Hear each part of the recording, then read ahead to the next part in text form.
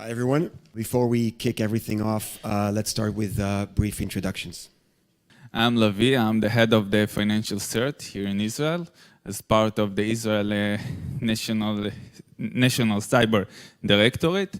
As part of my role, I'm in charge of threat intelligence, external hunting, incident response, and basically to bring an umbrella of nation-state capability for the financial institute here in Israel.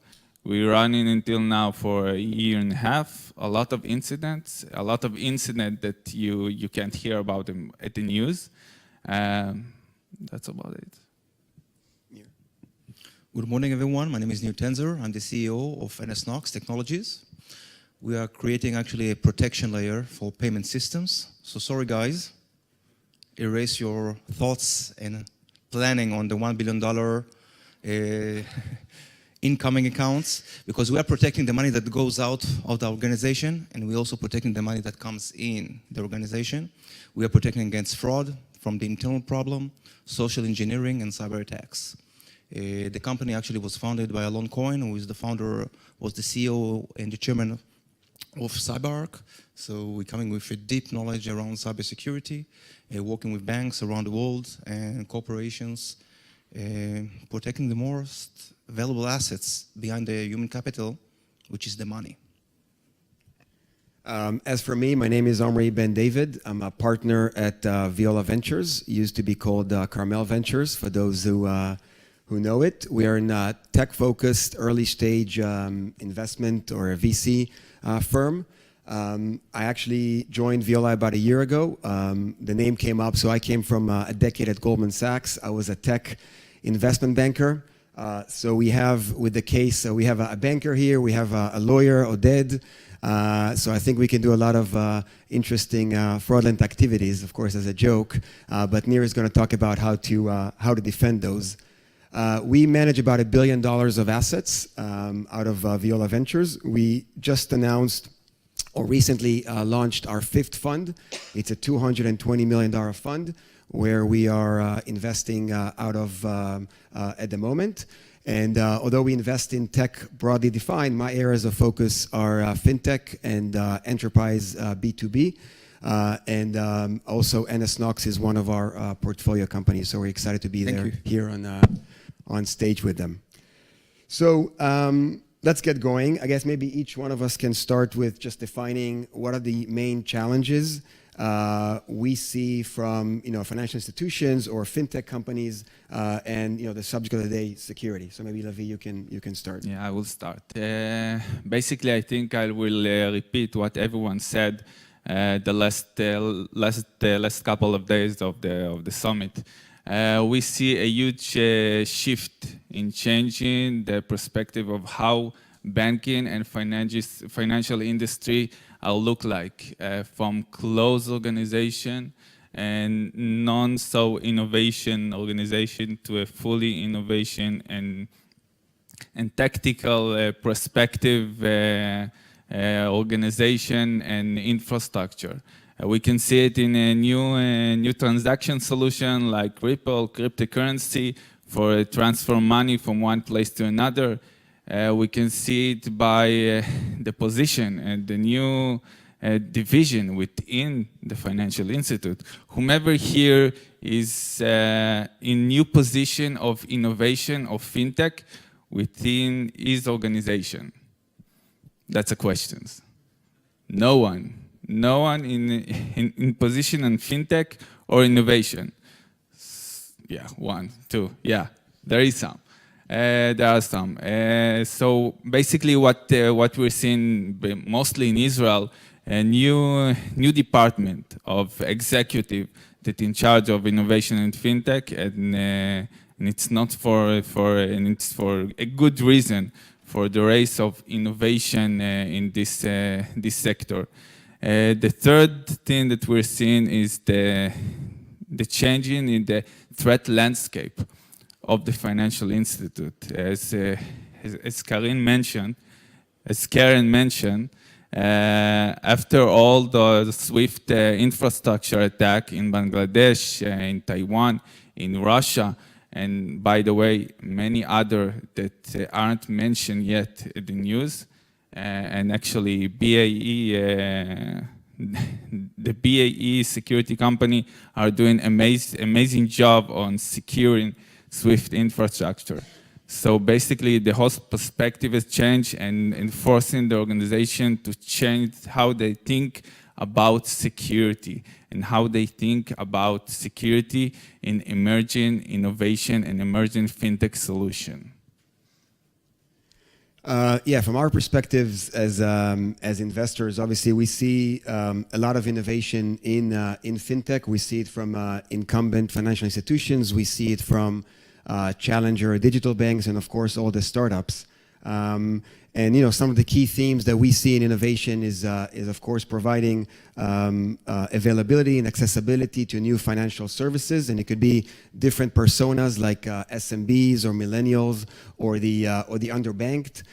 We see kind of the next wave of wealth management. We see the personalized investment management. We see a lot of insurance, cyber insurance was mentioned here. I actually think that Israel is a great place to develop a cluster of cyber insurance companies or tech platform, not necessarily the insurers, because as we joke, you go here to 8200 or other units, there is the defense part of the equation, but also we call them there is the non-defense part of the talent here. And we think that gives us an edge in terms of understanding the level of threats that exist. And we can take this knowledge and help organizations here and abroad identifying risks. Now, all this flood of innovation, of course, creates an ecosystem of new products, new cloud services, etc. And then that in turn creates new set of vulnerabilities, right, and exposures. And what we've seen is that in Israel, you see a lot of new cyber companies that are emerging that are treating the issue with different angles, right? They can come at it with cloud services. They can come on-prem services. They can do endpoint security, for example. Some tackle it with a hardware solution. Some, and it was mentioned here earlier, can tackle it from a software perspective, whether it's anomaly detection or predictive analytics and things of that sort. Now, what we see from, if you're a bank or a large enterprise, all this flood of innovation and new threats create sort of three things that I wanted to highlight today. One is, if I'm an enterprise, I don't want to work with a million vendors. I likely want to work with 3 or 4 or 5 different vendors that will give me an end-to-end solution. And that kind of begs the question of, are you as a cyber company providing a feature or a full platform of solutions? And we think there's going to be more and more consolidation in the space. So that's maybe number one. The number 2 thing, and it was mentioned here earlier by Nadav as well, and the panel, security becomes sort of a top-of-mind issue for C-level executives and boards. It's no longer, just a cyber team within an organization. But it's not just the commercial risk in the security. It's not just somebody stole, 1,000 accounts and is going to cost me X, Y, and Z to recover them. There is a reputational risk that comes with it. And I got to tell you, from speaking with different CEOs, the last thing you want to do is to wake up in the morning and find out that your organization has been attacked, and no matter how big the attack was. So the reputation and the commercial risks are both, we think, valid. And the third, and I'll pause afterwards, look, there is always this arms race between the good guys, the bad guys, the offense, the defense. And I think a lot of companies want to kind of put the expense on the defense kind of in check, right? Because it's getting a little bit out of control. You have companies, you have big, large financial institutions that spends hundreds of millions of dollars on protecting themselves, but yet, a lot of financial institutions still get hacked. So I think there's going to be a balance between the amount of spend and the effectiveness of such solutions. It's a very interesting point that you were saying. We are protecting and trying to build walls that will protect our organization. And from the team that actually were devoting their entire career of building these walls, we understood actually, and I'm sure that everyone here understands, also based on the examples that we heard throughout the week in the panel that we just heard, no entity is strong enough to protect itself alone. regardless to the amount of effort that you put into the game, despite the amount of knowledge that you have, despite of the amount of money that can be less than $1 million, but they can be hundreds of millions of dollars annually, no one is secure enough. No one can protect itself alone. We see agencies, governments, SWIFT, large institutions, financial institutions, large enterprises, everyone can be breached. By the way, it can be from cyber attacks, it can be from the insider problem, a human error, or not a nice guy that got $1 billion and shifted to his own account. So regardless to the walls, one guy from your IT department, one guy from your financial department can put you down. One guy.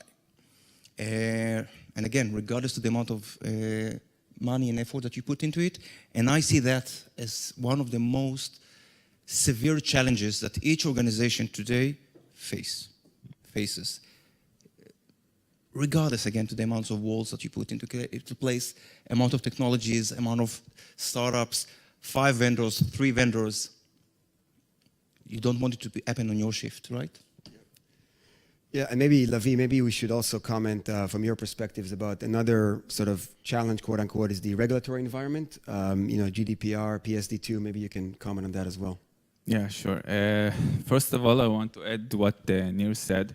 In Israel, almost all the major attacks at the last couple of years was eventually because of insider threats. Most of them. Most of the severe one was caused by insider threats, and this is basically what we're seeing around the world. Is the major threat, the most important thing to look for. Insider threat, insider attack, malicious act within the organization.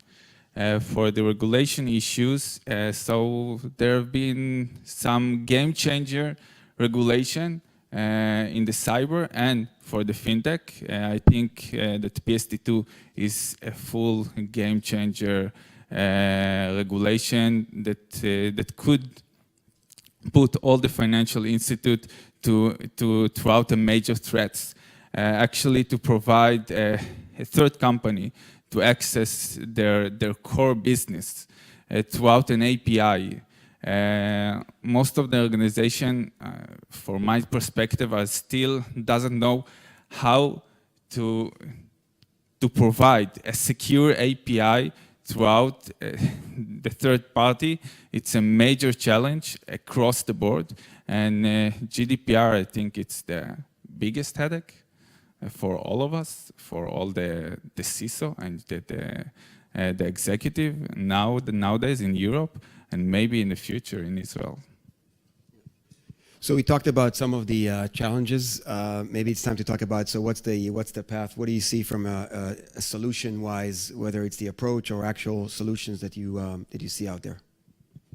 I think, like Nir said, I think everybody knows that no organization can stand alone by itself against the emergent threats. We're dealing with threats like North Korea, with Lazarus that mentioned earlier. We must have a nation-state capabilities, and a nation-state capabilities can reach only by sharing information. We at the CERT are providing a platform of sharing information. It's called the CyberNet. We share information on our daily work about threats, about incidents, about things that happen across the world, use case of a major breach across the world. And not only in Israel, as Karen mentioned, at FS Isaac, I was there representing the Israeli CERT. All the major bank across the US and across Europe, more than 8,000 banks are part of FS Isaac and sharing threats on a daily work. When you think about it, for banks that even could be a competitor, it's not logical to share information, but the understanding that in the cyber domain you must share one another with the incident in order to reach out and defeat the attacker is something that everyone also already know, I think. Yeah, I just want to maybe give a perspective that was raised here earlier about blockchain, right? Because somebody said earlier that blockchain is kind of the next trigger to enable this corporation that Lavi mentioned. Now, we are, of course, big believers in the blockchain technology. We think it's a platform that could really make a meaningful change, not just in security, but in different verticals as well. And of course, the idea of having a decentralized system that can reach a consensus with a single version of truth is great. Everybody would love to have something of that nature.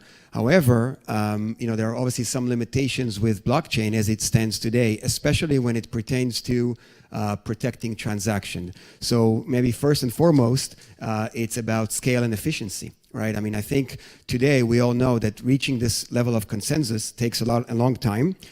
It takes a lot of resources, and in a SWIFT environment or any type of a transaction environment, we can't be limited in a certain transaction per second. It's just not going to be feasible from that perspective.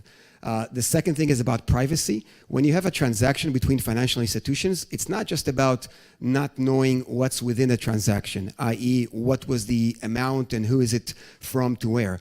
But it's also the fact that there has been a transaction, or that you can tell how many transactions have occurred per institution is also something that no bank or financial institution would want to share. And the third thing is about the security itself. And then you come to, is this a key solution or a keyless solution? I think if it's a keyed solution, then you come to, again, you kind of do a full circle, and whoever has the key, you kind of have, again, the single point of failure that I think kind of defeats the purpose of this entire blockchain to begin with. So just wanted to put that out there from a blockchain perspective, and maybe turn to Nir to say what sort of approach you guys have introduced. I subscribe to what you said, both of you. The cooperation, joining hands, not around just information from my perspective, but also capabilities. So we call it, by the way, cooperative cybersecurity. How can we harness the capabilities and the strength of specific organizations or system to protect a single system or a single organization? Other one, okay? And by the way, you can do it, start internally. Distributed system protect a specific one, or externally even. And then think about it. In order to breach or to manipulate information or SWIFT transaction, you need to penetrate and to breach, whether it's from outside or from inside, different systems or different organizations even simultaneously. And we're talking, as you said, in a high volume, high value environment where you cannot compromise on seconds. Think about, we are also always leveraging the American football, for example, as a picture. Think about the individuals. Each individual, each player is what we call in Hebrew, mekarer, which is a huge cooler, right? People that invested their entire career in building their own strength, their own power, like your own organization, right? But they understood that only when they're standing together in the defense line as one team, only then they are exponentially stronger. And their defense line is exponentially harder to penetrate. Now think of you as an organization joining not just knowledge, efforts, capabilities, investments, and create a defense line which is exponentially stronger. Now try to manipulate that. Try to steal money now when few organizations or few systems protect the specific transactions in, again, high volume, high value, where every second counts.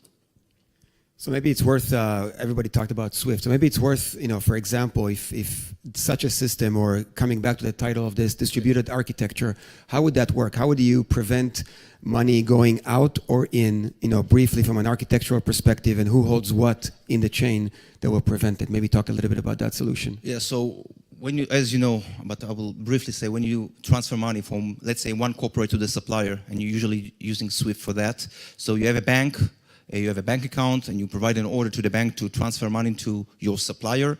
Hopefully the account number is right. The bank actually provide the order to the central bank or the clearing house, which go to the supplier bank and to the supplier. The SWIFT channel, as discussed, is very secure. If you implement it correctly in your organization, but the joints are not. How can you prevent fraud in the bank, in your bank? How can you prevent a fraud in the clearinghouse or the central bank? How can you prevent fraud from the bank of the supplier?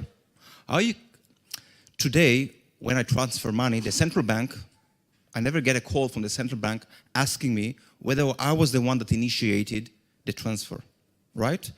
The clearinghouse or the central bank just checking whether the liquidation of my bank allows to transfer $1 million to bank B.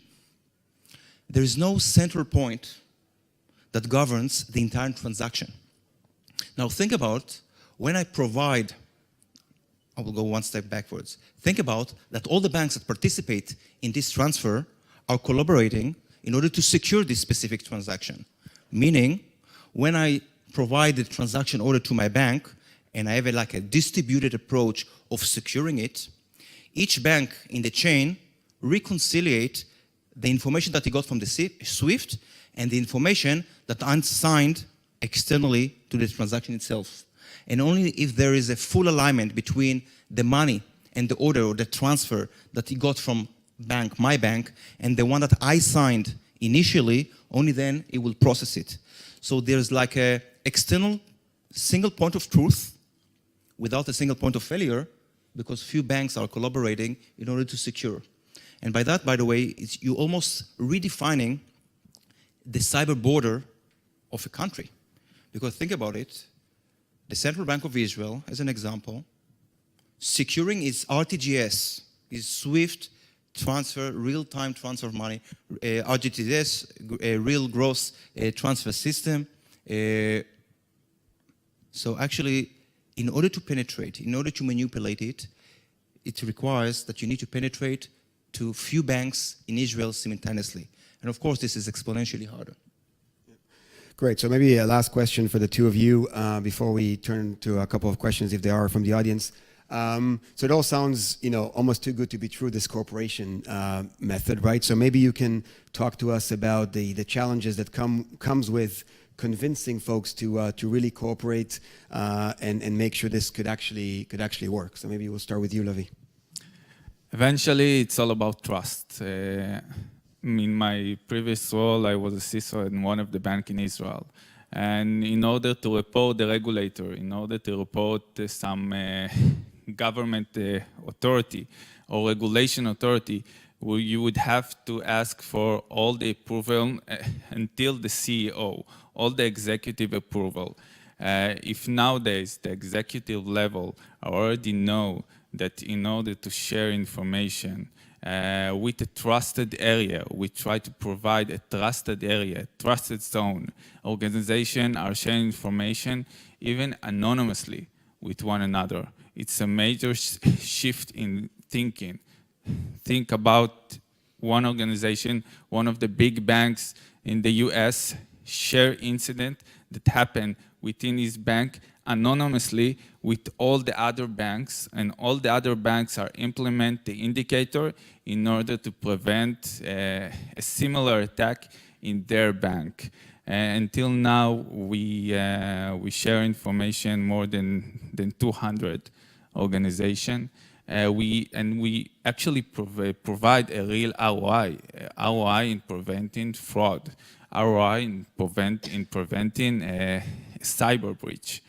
And across the world, we just established a forum of all the 5 financial cert in Europe.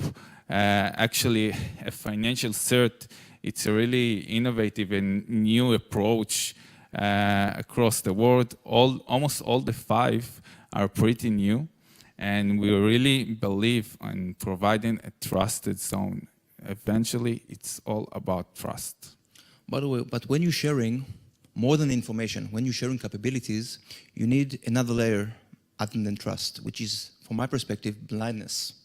If other organizations actually protecting me, I would like to make sure that they are totally blind to the information they're trying to secure, to help me to secure. So blindness is a key component of, from our perspective, of the cooperative cybersecurity. By the way, blindness to the information that they're helping to secure, but some also blindness to the other team members. So unlike blockchain, to your point where By the way, sometimes you can choose your partners or not, but they are all well known and can reach from one node to another. I'm talking about total blindness. When one organization protects me, he doesn't know if there's additional organizations that help him to actually to protect a specific transaction. So the blindness is a key on top of the trust. Great. I don't know, Johnny, can we maybe questions, if there are any in the audience? We're happy to take them. Hi. Was wondering if you could comment on how the Israeli CERT is different than the FS-ISAC and how private cyber intelligence solutions, what things they offer over those sort of cooperative. Okay, great question. With the CERT different from other CERT, all the CERT across the world are different by their basic.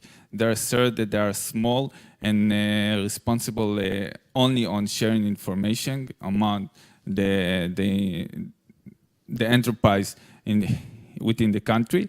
But in our approach, we provide much more. We try to provide all the information that we gather from our classified agency here in Israel and share it with our enterprise. We try to provide threat intelligence, threat hunting, and incident response capability. Actually, we have an IR team that can go and help organization mitigate the attack. The difference between us and the other security company, we basically try to gather them all to share one another the information. It's not only us, we can see it also McAfee has a new initiative of sharing information with other competitors. Think about that one security company share information, share actually their business with other competitor. We can see it in the No More Ransom initiative of Kaspersky that also gather a few security company with collaboration and try to help and mitigate the ransomware issues. So basically, we try to complete the picture.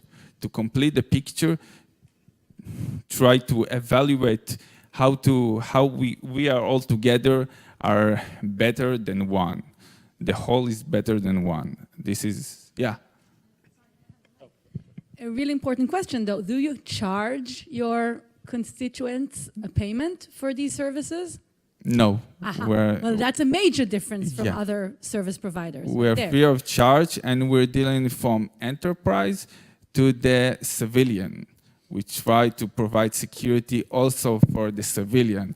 For example, we try to, like the government are in charge of clean water, we would like to be in charge of clear landscape of cyber within the country, secure internet across the country. This is the major difference between us and other security company. Hi, I have a question about how real-time is the CERT, and does it provide, real-time transaction alerts? And, what is that? Is it a score? Is it a recommendation? There are liability issues that come along with that. Yeah, it's we have sharing information, sharing indicator from one organization to another.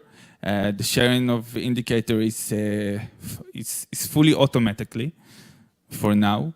So basically, if there's an incident in one organization, he can share the indicator with all the others. We provided a forensic of malicious file. You can upload your malicious file within your organization to our infrastructure, to the cybernet, and we will provide you with the right essential and recommendation of how to mitigate the threats, and we share the threats with all the other members. And an incident response team that can go and have boots on the ground capability and help the organization actually to mitigate the attack. And how do you prevent free riding? Again? free riders, people who benefit but don't contribute? There's a few options that we're actually, this is the main topic that we're dealing with it now. We try to build a community of sector that know one another. And basically what we're seeing is that eventually it's all about close relationship between people. For example, all the CISO of all the banks in Israel are familiar with me. I'm meeting them once a month. We share phone, we share mails on a daily basis. So it's basically eventually all about people.